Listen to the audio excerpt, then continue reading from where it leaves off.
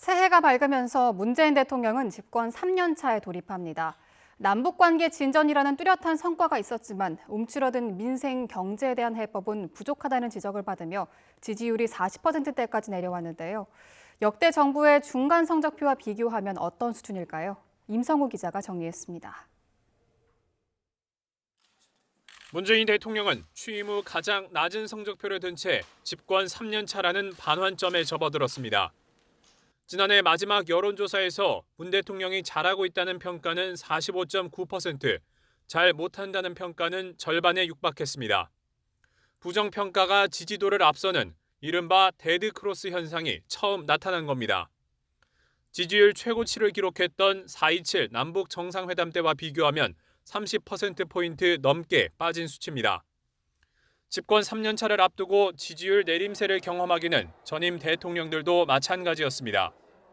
김대중 전 대통령이 그나마 절반을 유지했고 박근혜 전 대통령과 김영삼 전 대통령이 각각 45%와 36%, 노무현 전 대통령은 27%까지 지지율이 떨어졌습니다. 이명박 전 대통령의 지지율이 이례적으로 상승세를 보였지만 취임 첫 해 급격한 지지율 하락으로 인한 기저효과였습니다. 지지율 내림세는 이후에도 이어졌습니다. 2000년 6.15 남북 정상회담으로 인한 김대중 전 대통령의 반짝 지지율 반등을 제외하면 역대 대통령들의 3년차 이후 지지율은 대부분 내림세와 정체를 반복했습니다. 이를 지칭하는 이른바 집권 3년차 증후군이라는 말까지 있을 정도입니다. 대통령의 임기 3년차는 중간평가 성격이 매우 강한데요.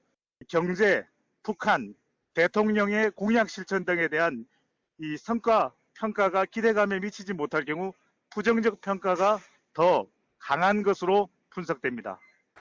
이런 가운데 문 대통령은 집권 3년 차에는 민생과 경제에 활력을 불어넣고 일자리를 창출하는 데 집중하겠다고 선언했습니다. 성과가 나타나고 있다라는 믿음과 희망을 국민들께 드릴 수 있어야 할 것입니다. 문 대통령은 연일 국민이 체감할 수 있는 성과를 강조하고 있습니다. 집권 3년 차마다 국정 동력의 약화가 시작됐던 역대 대통령들의 선례를 이번에는 반복하지 않을 수 있을지 주목됩니다. YTN 임성호입니다.